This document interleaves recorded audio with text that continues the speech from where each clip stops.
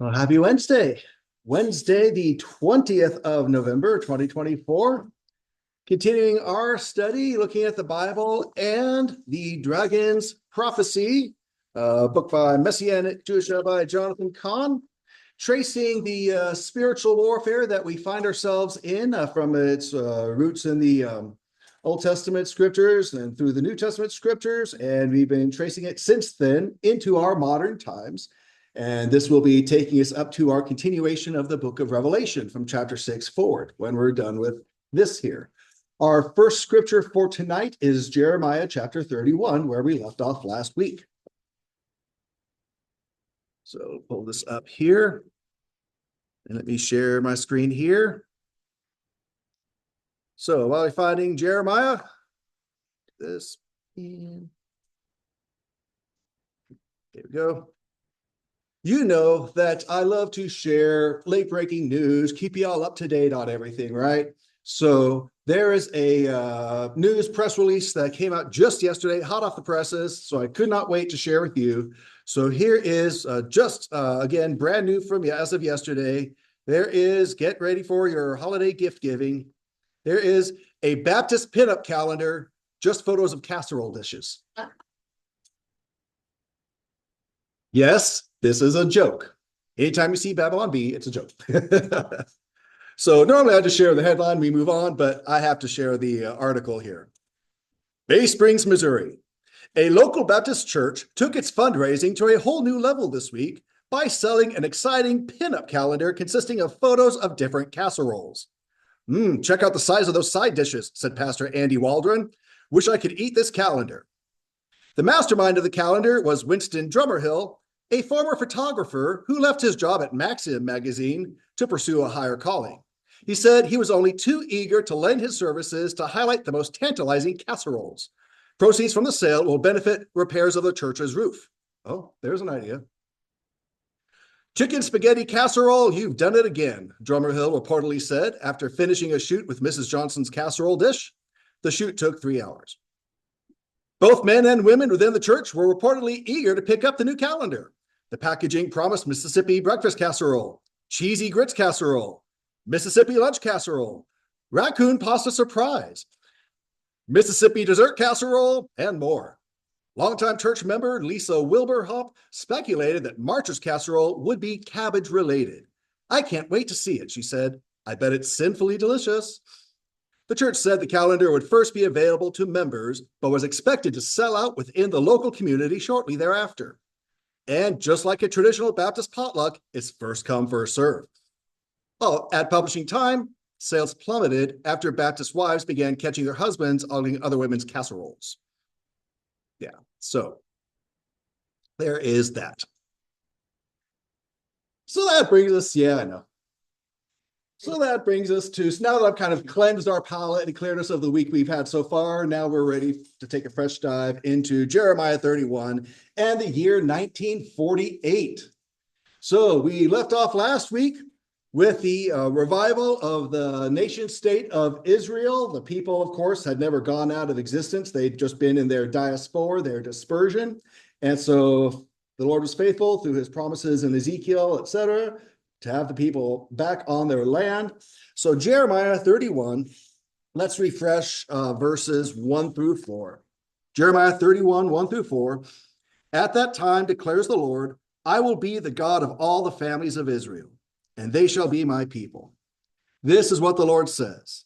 The people who survived the sword found grace in the wilderness, Israel when it went to find its rest. The Lord appeared to him long ago, saying, I have loved you with an everlasting love. Therefore, I have drawn you out with kindness. I will build you again, and you will be rebuilt, Virgin of Israel. You will take up your tambourines again and go out to the dances of the revelers. And again, we see here, of course, that has taken place. We see the rebuilt nation here. So thoughts from Jonathan Cahn on this. Even the nation's currency was resurrected from its ancient currency, the shekel. We read in the Hebrew scriptures about the unit of measure, being the shekel and all that. Well, they brought that back as we looked at last week. The ancient image of the menorah the seven-branched lampstand that the Romans had engraved in stone to celebrate their destruction of Israel. That destruction took place in the year 70. The Arch of Titus, which has this marking on it, was from the year 81 there in Rome. So again, the seven-branch lampstand, the Romans engraved in stone to celebrate their destruction of Israel, now became the seal of its resurrection. They are now minting coins in 1948 with that menorah on it. So the ancient prophets had foretold that in the day of their restoration, the people of Israel would again go forth in the dance of the merrymakers, right out of Jeremiah 31:4. And so on May 14th, 1948, the people of Israel again went forth and danced their dances of joy. Even their dances were resurrected, as was their joy. Man, I can only imagine. I don't like being away from home, but to have never known your home and for your people to have been away from it for 2,000 years almost, that is unfathomable. So, again, we're looking at the spiritual warfare that has been in place for thousands of years, looking at the Lord's work in his Judeo-Christian people and the adversary declaring war against him and us. And the people he has used. We've got the revival of Israel on one hand, and we're seeing the revival of the Philistines, enemy to Israel, on the other. And so recognizing spirit at work behind the events here. He shares this thought. The mere fact that the Jewish people were now concentrated into one place and time would mean that the enemy's war against them would become increasingly focused and concentrated. If the people are concentrated, then so is the hostility. It would mean that anti-Semitism, hatred of the people, would increasingly be merged with and morph into anti-Zionism, resentment of the place, the people in that place. And so that's what we see happening here. And as I've mentioned before in the prior week, how it's really an oxymoron to say you're not anti-Semite, you're anti-Zion. Well, Zion is the place for the Semites, the Jewish people. So you can't be for the people, but not for the people having their home. Again, the home they had for thousands of years, on back. So setting that stage there and moving forward from where we left off, any fresh thoughts or reactions or comments, questions on that? All good there? Well, then here in this year, 1948, a busy year, we have, boom, boom. We have, let's go here. What you're looking at is a passport from the year 1948. And what we see on this passport is down here, it says Palestinian passport, all Palestine government and Gaza. So where is this coming from and what's going on here? So the defining moment in Israel's resurrection came in 1948 when its first leader, David Ben-Gurion, read the nation's declaration of its independence, proclaimed its return to the world. And we showed that image of him with the picture of Theodore Herzl above them. The Jewish inhabitant of the land was now an Israeli. The Arab inhabitant of the land outside the Jewish state would in time become a quote-unquote Palestinian. The full implications of what was happening were not evident in 1948, but they would in due course become unmistakable. The resurrection of the Israeli would give birth to the resurrection of the Philistine. In the year of Israel's rebirth, another state was also born. It was called the Al-Palestine Protectorate, in direct response to Israel's resurrection. It was created with a specific aim of nullifying it. From the Al-Palestine Protectorate came the Al-Palestine government that you see there, and the Al-Palestine National Council. So the All-Palestine government declared full sovereignty over this same land and empowered a holy war army for the express purpose of destroying the newborn Jewish nation. Now, I mentioned in Sunday school when we're talking about Petra, how for rockstone in Arabic they don't have a P sound, so the rock at Horeb was Al-Batra instead of a Patra.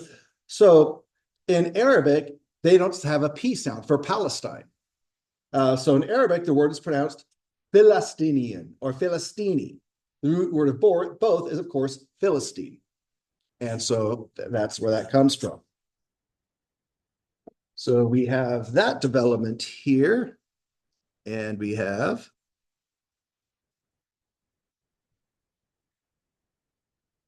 let's see here, 59. Y'all can read that okay? Yeah, well, okay.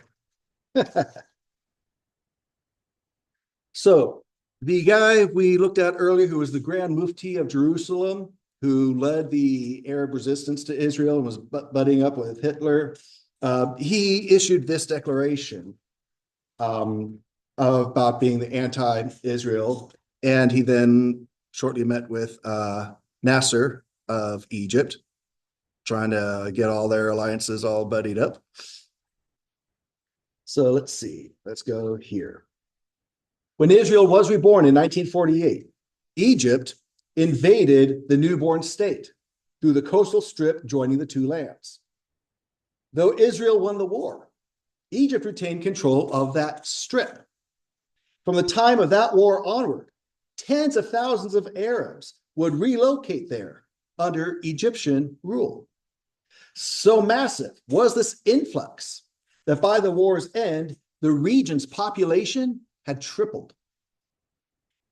It was a very short war, by the way. Where was it? Population tripled. Approximately a quarter of Israel's Arab population was now living there. And as the Jewish population then multiplied in the land of Israel, the quote unquote Palestinian population would likewise multiply on that coastal strip. The increase was so great that by the early 21st century, it was over 10 times larger than it was before Israel was born. So we are talking about so here's this Arab-Israeli war that took place. Here's the invasion of Egypt across the border here. So this is the strip of land that we were just talking about, that a lot of the folks were flooding to, the Arabs were flooding to, and while the Israelites were repopulating here in Israel.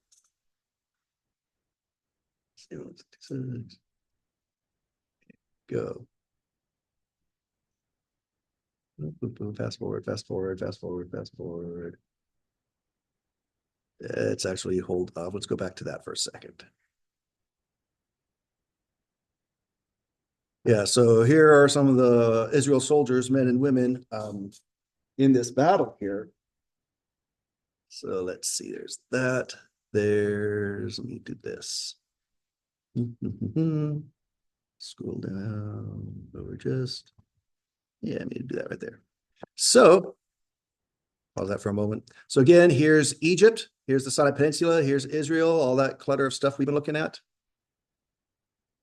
This strip is right there that we were talking about here. It was that land that would become known as the Gaza Strip. So that is it right there. That little slice is what we're talking about.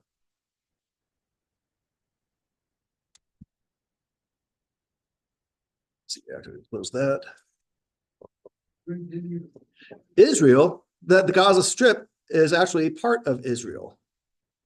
Yeah. See this line going down here? That's the border between Egypt and Israel.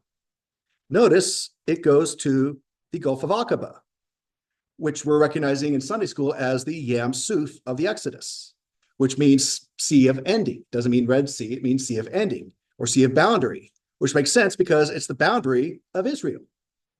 So it's the sea of that boundary. So Israel actually moved out of here in 2005, I believe it was. That's part of Israel. And this is all Israel here. Yeah. You've got on the other side of the Jordan, you've got Jordan, the nation of Jordan here. Then up north, you've got Lebanon and Syria up there.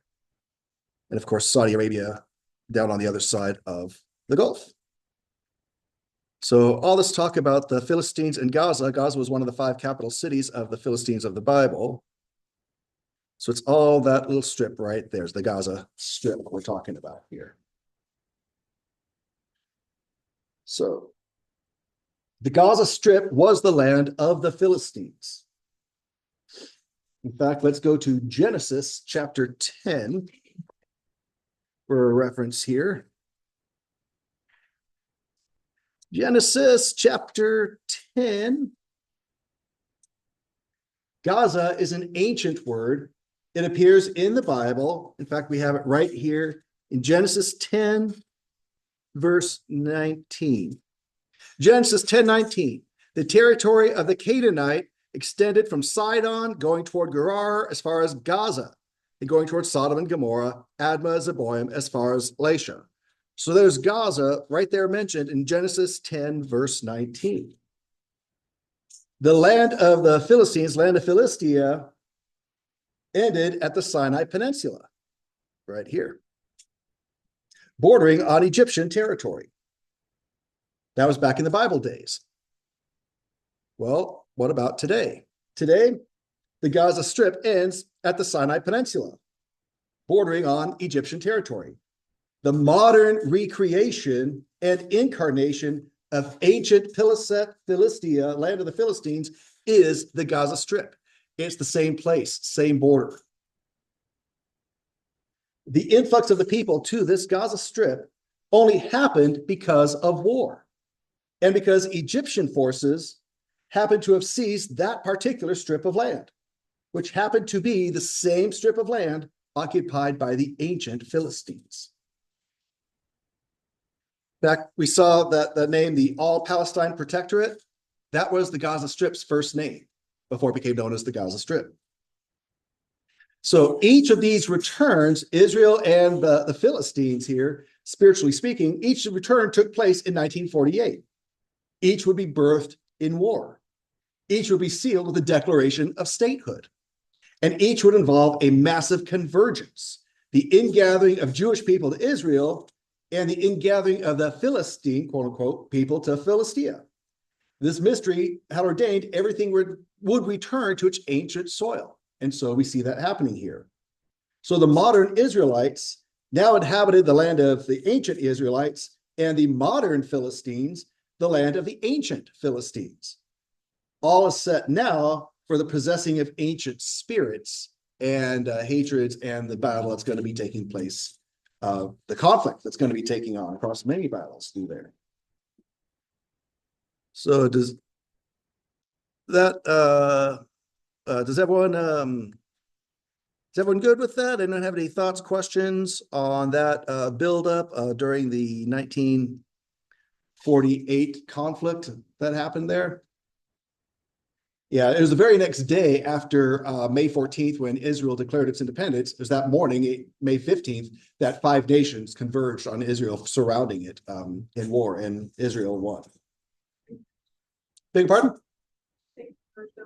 5 nations. Let's see, let's go to here. So during 1948,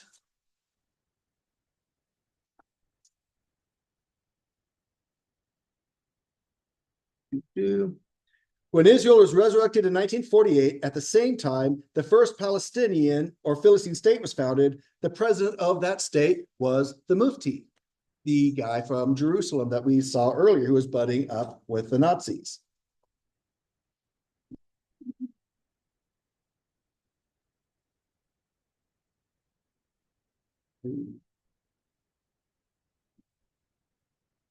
So there were 2 guys. There was Al-Banna, who started the Muslim Brotherhood, and there's the guy, Hussein, who's known as the Mufti. Al-Banna was a great admirer of the Mufti. The 2 became good collaborators in their war against the Jews.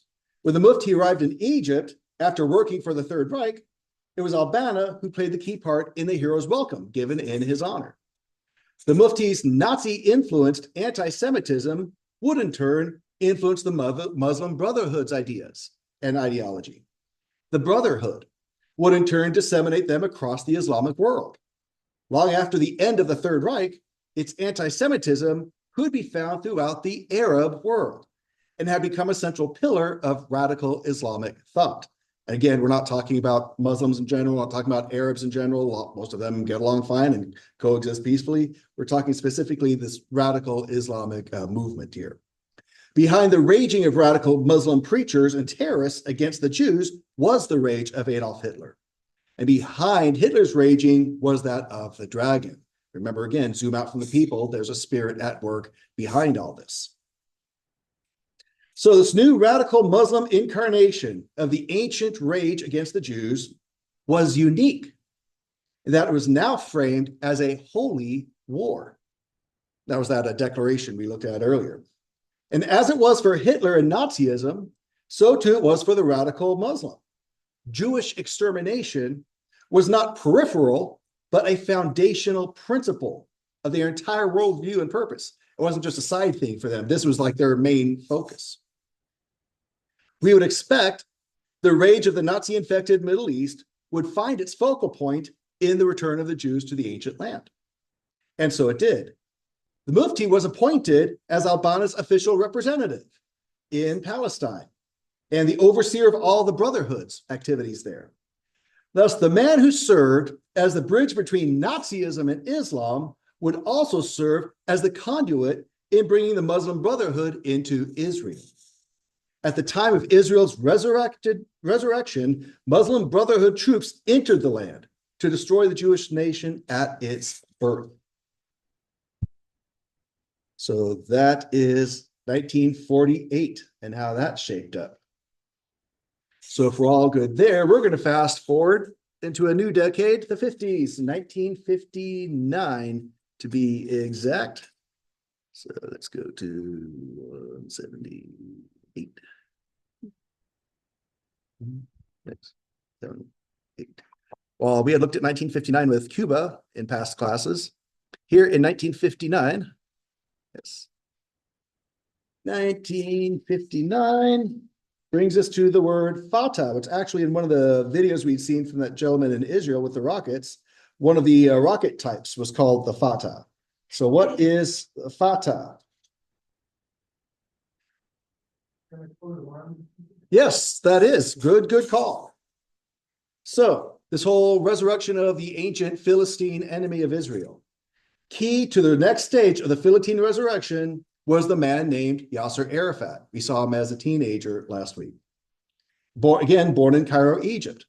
Arafat would, as a student, come under the influence of anti-Zionist ideology. Again, beyond anti-Semitism, it's anti them having their place, Zion. At the time of Israel's rebirth, Arafat was a militant Arab nationalist and fought to destroy the Jewish state at its inception. So he's been opposed to this from the beginning.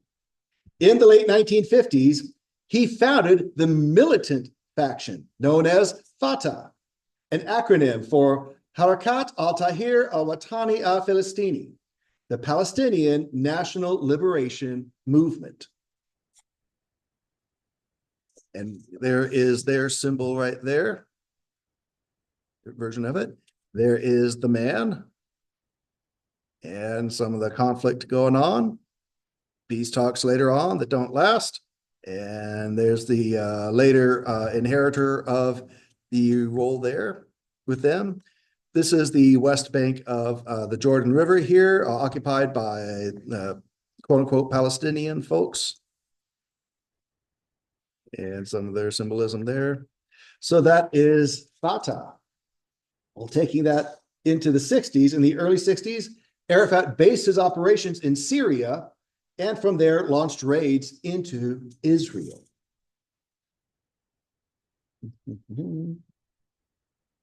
Which brings us now to 83. 1964. 1964, the Arab League initiated the bringing forth of a new organization to be called the Palestine Liberation Organization, or the PLO. It would be born in Jerusalem. The name summed up its purpose. The land it called Palestine was to be liberated from Israel. The only way that could happen was for Israel to be destroyed.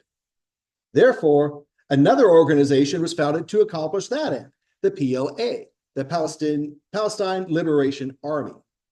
What happened in Jerusalem in 1964 would play a central and pivotal role in the Philistine resurrection. And yet it'd be another event that would prove even more critical, and we'll get to that. So notice this right here. That is the land. Notice we talked about the border between Egypt and Israel. Look right there, going down. So this, their symbol for the Palestine Liberation Organization, is the map of Israel. They want the map of Israel liberated from Israel, even though, yes, Sister Mitty. Jordan River to the sea. That's right. We're going to talk about that too. Yeah, from the Jordan River on this side to the Mediterranean Sea on that side. So when you hear them say from the river to the sea, that's what they're talking about. Complete wipeout. They want it all. Genocide, get rid of them. No two states, yeah. So every time you hear talk of a two-state solution, Israel has always been in favor of it. The United Nations resolution was basically a two-state solution created with Jordan and Israel. Israel was always in favor of it, even though they would be getting a lot less land. They were in favor of a two-state solution, living in peace and harmony. The quote-unquote other side never once ever accepted a two-state solution because they can't, it is against their whole focus to give any validity to the existence of a Jewish state. So lots of times they'll use peace talks just as tactics to drag things out and delay while they're working on other things behind the scenes.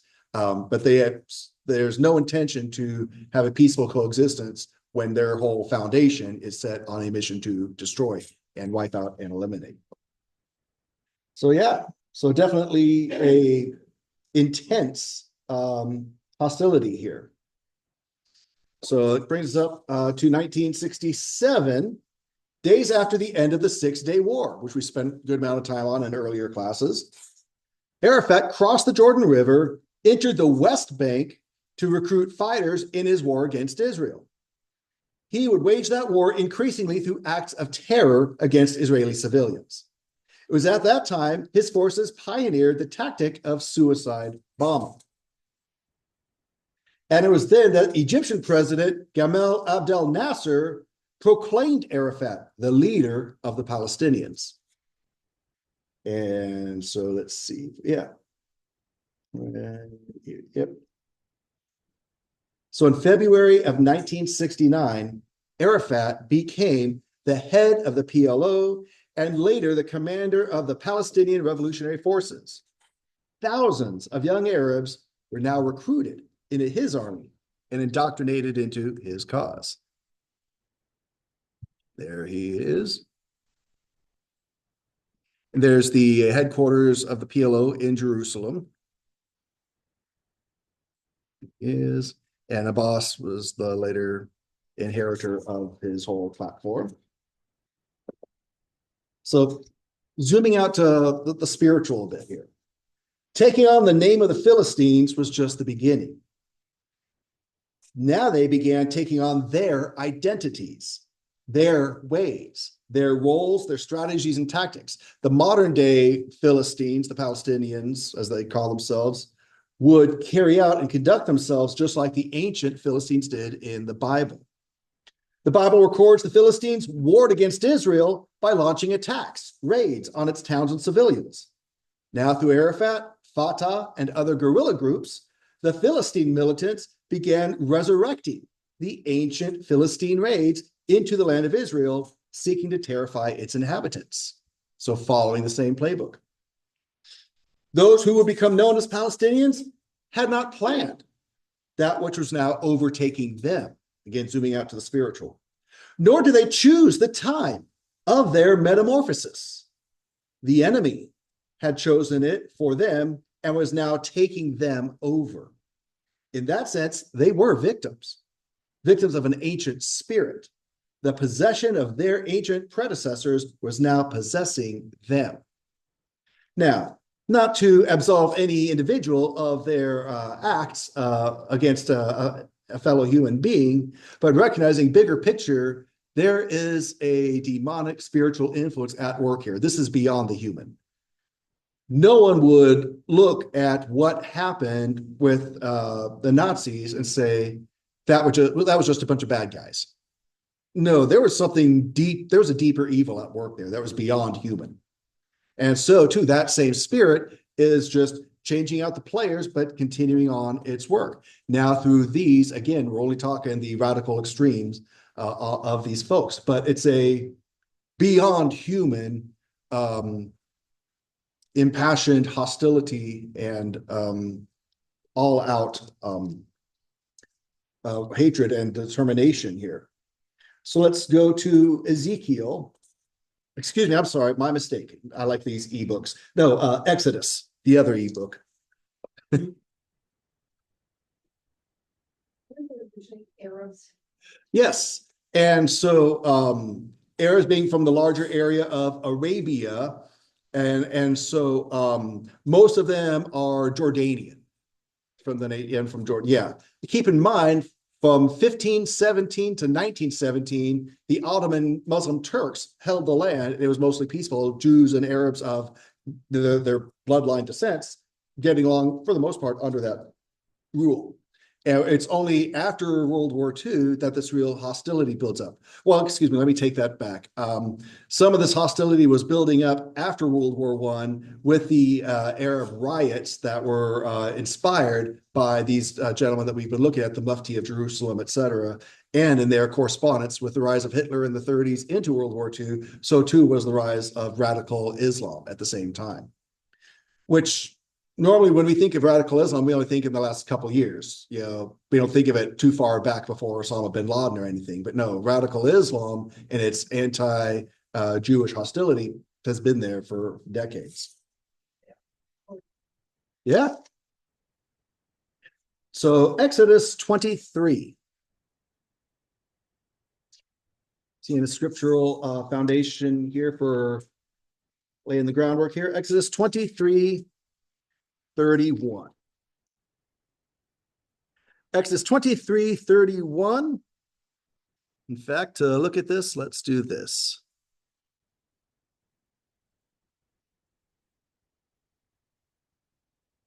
Let's see. Exodus 23, 31. Zoom out of that for a moment. Zoom out. So again, here's that Gaza Strip area. Here's the line coming down here. Coming down to the Yam Suf, the boundary sea. So here's that line here, and there's Gaza right there. Yeah, it's I'll trace it here. It's the white line going down there. That's the border between Egypt into the Sinai Peninsula and the boundary with Israel right here. And that's the Gaza Strip up there. So Exodus 23, 31. Lord says to Moses, I will set your boundary from the boundary sea, right there, of the Philistines, and from the wilderness to the Euphrates River, going up to the north there. For I will hand over the inhabitants of the land to you, and you will drive them out from you. So there again, talking about from the river, here we see where Israel's boundaries, where we got the Jordan River here and the Mediterranean Sea. So as we were talking, the whole cry from the river to the sea is right there from the Jordan River across to the Mediterranean Sea. So the dark resurrection produces a chant uttered by the Philistine people, a chant that multitudes around the world shout along with them, from the river to the sea, Palestine will be free. It's the promise of God inverted. The elimination or annihilation of every Jew living in the land from the river to the sea. Every year, the Philistine people commemorated Israel's rebirth as a day of evil and calamity that they call the Nakba. That was the terrible day. That was the Nakba.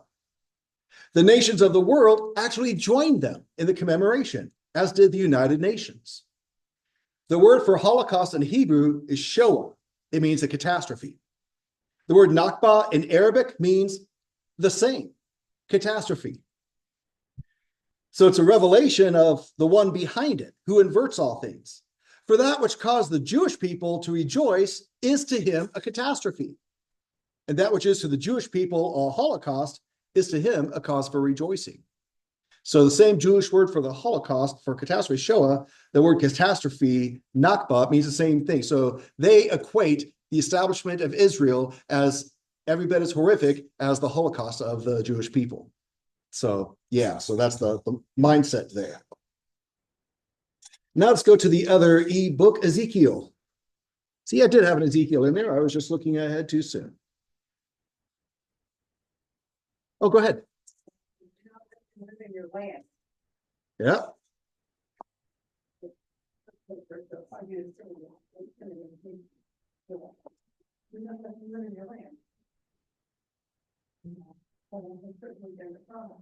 That has been a problem. And so, because as we will see in the book of Judges when we get there, not everything was handled as the Lord intended. And so the folks became a thorn in their side. So Ezekiel 25, let's look at verse 15. Ezekiel 25, 15. This is what the Lord God says. Ezekiel 25, 15. This is what the Lord God says. Because the Philistines have acted in revenge and have taken vengeance with malice in their souls to destroy with everlasting hostility. Therefore, this is what the Lord God says on from there into 16. Behold, I'm going to reach out with my hand against the Philistines, eliminate the Cherethites, destroy the remnant of the sea coast, and on from there. So, marking the fact that there was this great hostility that the Philistines had back in these Bible days. So let's see. Let's take a look at, yeah. In the description of the ancient Philistines, the word warlike appears over and over again.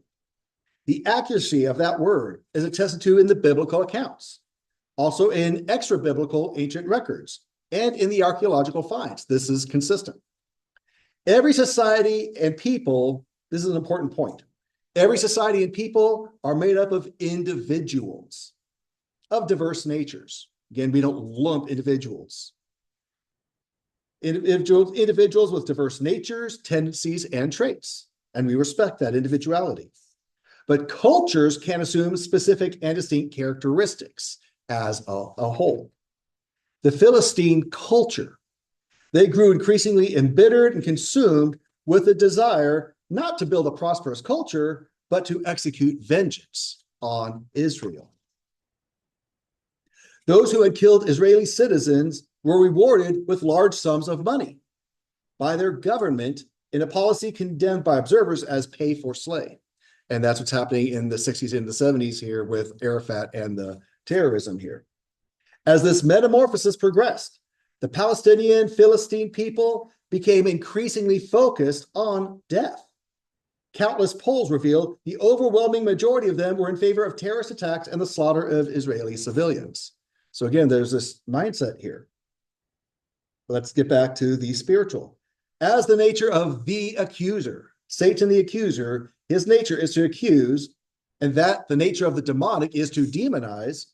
So Palestinian culture became saturated with a demonization of Israel and the Jew, and a culture of hatred, vilification, and rage. Even killing them was justified since the Israels had been dehumanized. That was the Nazi tactic. Oh, they're not on the same level of us as humans, and so therefore it's okay to do these inhumane things to them because they're not human after all. And so we see the same thing with abortion. We dehumanize the baby in the womb, therefore it's okay to do this because it's not a full-fledged human. So by looking at God made man, women, children, individuals, and drawing this whole blanket over them and saying they're not really human and just they're these horrible, then that makes it easier for some people to treat them more horribly, not thinking them in the full God-given sovereignty of life that they were given. So obviously we saw in Ezekiel 25 that the Lord was not happy with how the Philistines were treating their people. And so we see the results of that.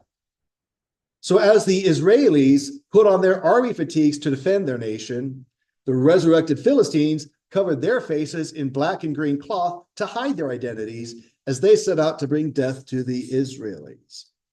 So that's taking us out of the 60s now into the 70s. Any other reactions to Exodus or Ezekiel or where we're at so far tracing this journey?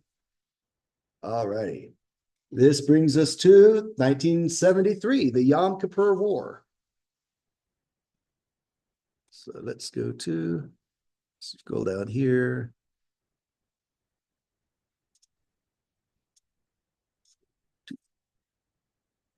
Yom Kippur War, 1973. So the Yom Kippur War, let's see here. It was by far the most demoralizing war Israel had ever fought since its rebirth. It would be called the most traumatic event in Israel's history up to that point. It would shake the nation's confidence for years to come. It would cause its prime minister to consider suicide and later resign from office. It would lead its highest defense minister to contemplate that the destruction of the Jewish nation was at hand. It was called the Yom Kippur War.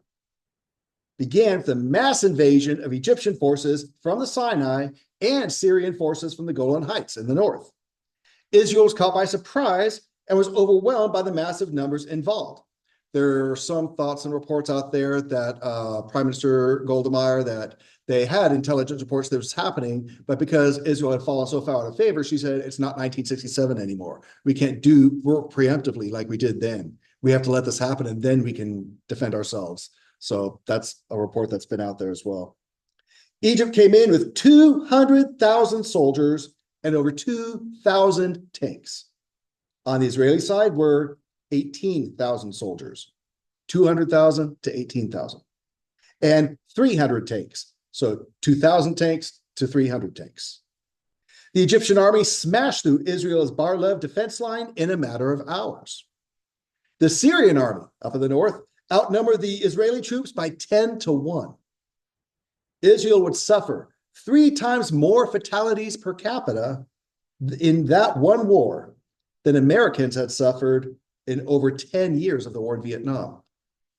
The nation would ultimately survive the onslaught and turn it around to the point of victory, but the trauma of the invasion and war would stay in its national consciousness into the next century. So this lasted with them. This was a big deal. The Yom Kippur War took place in 1973. Before the Yom Kippur War, there were signs of a coming invasion, but the Israeli government either didn't take them seriously or they felt they weren't politically able to, for which a great price would be paid. The War of 1973 began as a massive ground invasion. Now, as I'm saying these things, think of what happened in 2023. The Yom Kippur invasion caught Israel by surprise, unaware and unprepared. The invasion of 1973, Egypt and Syria employed rapid speed and massive numbers and overwhelmed the small numbers of Israeli soldiers stationed on the border and in the line of attack. The Yom Kippur War was launched on the Sabbath. Israel's enemies knew that by attacking the Jewish nation on its day of rest, when the nation's functions were shut down, much of them were, they would gain a massive strategic advantage. On that Saturday of 1973, the quiet calm of the Sabbath was broken by the wails of sirens to warn the nation of the attack and to desperately call its reserve soldiers to come to the nation's defense. After the War of Independence in 1948, the Yom Kippur War stands as the bloodiest of Israel's war. The invasion of 1973 took place not only on the Sabbath, but on a Hebrew holy day, Yom Kippur, the Day of Atonement. The invasion of 1973 would bring Israel into war. And we'll talk about this as we get up there on the timeline, but having just lived through it, think of all the similarities with everything I just said and what happened a year ago.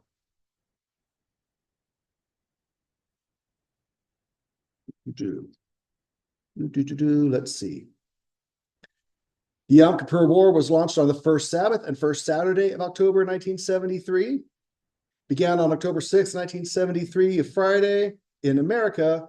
We'll still be up to, let's see, excuse me, I'm skipping down. We'll save that for next time. Yeah, we'll say that. I'm looking for a cutoff point here. Yeah. The Six-Day War began on June 5th, 1967. The Yom Kippur War began on October 6th, 1973. From the day that started the Six-Day War to the day that started the Yom Kippur War were 2,315 days. We'll see that play out, that template being carried over into the future. Let's see. From the yeah, we'll come back to all that. That's a good actual pausing place for this. Yeah.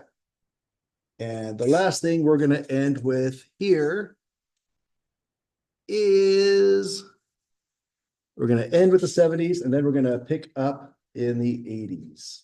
So yeah, we'll pause right there. We'll pick up next time looking at the Shah of Iran and the takeover of Iran in 1979 and what happened there and how this all plays in, and go from there. But let's actually close in Revelation chapter 12.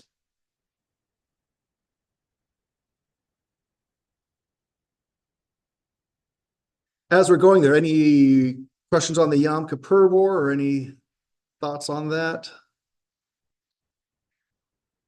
Revelation chapter 12. And again, we're just seeing through the passage of time and all these different incidents with all these different peoples, the same war raging, the same sides drawn against each other.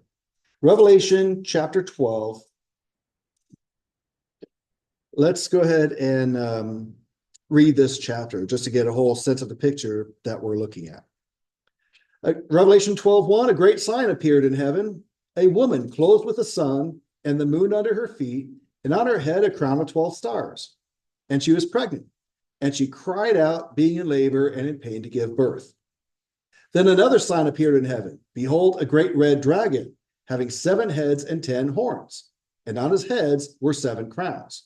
And his tail swept away a third of the stars of heaven and hurled them to the earth.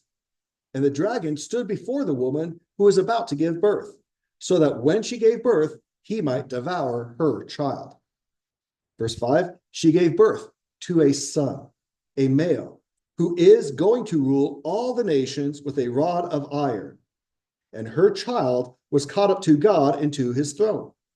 Then the woman fled into the wilderness, where she had a place prepared by God, so that there she would be nourished for 1,260 days. That's 3.5 years. Verse 7, and there was war in heaven, Michael and his angels waging war with the dragon. The dragon and his angels waged war, and they did not prevail, and there was no longer a place found for them in heaven. And the great dragon was thrown down, the serpent of old, who is called the devil and Satan, who deceives the whole world. He was thrown down to the earth, and his angels were thrown down with him. Then I heard a loud voice in heaven saying, now the salvation and the power and the kingdom of our God and the authority of his Christ have come. For the accuser of our brothers and sisters has been thrown down, the one who accuses them before our God day and night.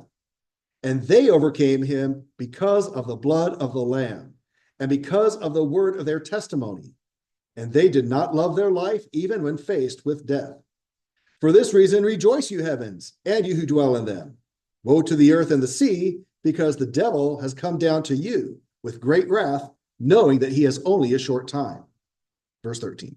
And when the dragon saw that he was thrown down to the earth, he persecuted the woman who gave birth to the male child. That would be the nation of Israel. 14. But the 2 wings of the great eagle were given to the woman so that she could fly into the wilderness to her place, where she was nourished for a time, times, and a half time, 3.5 years again, away from the presence of the serpent. And the serpent hurled water like a river out of his mouth after the woman, so that he might cause her to be swept away with the flood. But the earth helped the woman, and the earth opened its mouth and drank up the river, which the dragon had hurled out of his mouth. So the dragon was enraged with the woman and went off to make war with the rest of her children, who keep the commandments of God and hold to the testimony of Jesus. So Satan, through the Antichrist and others, is going to be persecuting not just Jews, but also Christians, those who hold the testimony of Jesus. But a key thing here, verse 11, they overcame him because of the blood of the Lamb and because of the word of their testimony. We overcome because of the blood of the Lamb and the word of our testimony. And so all these things that are going on, they're not always fun. They're not always pretty to be looking at or discussing, but it's important for our awareness, especially to remember God is in control. He's got us as we are with him. And there is nothing that any forces of darkness or evil, whether it's a human intention, whether it's humans being used by Satan for his purposes, there's no intention of Satan or man that can thwart the power and the protection and the covering of God. And so so I want us to be aware but not afraid. I want us to be informed but comforted, knowing that all of this, none of this is a surprise to God. All of this that played out through the 60s and 70s, and we're going into the 80s and from there, and then we'll jump into our current time frame. God knew it all, saw it all, had it all covered, has got us covered. He's good and we're good. So I pray that we are encouraged by that. Any final reactions, thoughts, comments, questions before we close up for the evening? All right. So we'll go ahead and stop our screen share here. We'll pick up next week with the overturning of the Shah in Iran in 79 and go from there. So we'll stop the share, stop recording, and let's get ready to meet in the center and close out in our season of prayer.